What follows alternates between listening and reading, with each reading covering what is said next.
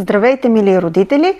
Сега ще ви покажа как най-лесно да намерите ST36, точката на дълголетието, която отговаря за имунитета, за проблеми в стомаха и също така е прекрасна и за след боледуване. Използва се изключително често при деца и при възрастни.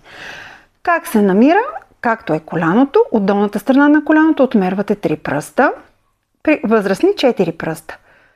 От тук на крака се отмества палеца на сантиметър и половина от външната страна на коляното.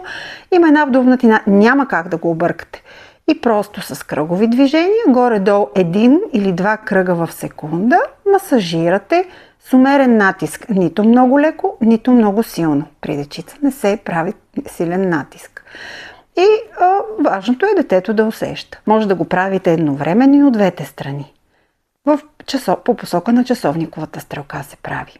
Поне 30 секунди, между 30 и 60 секунди. Изчаквате няколко секунди и след тези няколко секунди правите още една серия, отново между 30 и 60 секунди. И така правят се или 2 или 3 серии наведнъж и е хубаво да се правят 2 пъти на ден, сутрин и вечер за профилактика.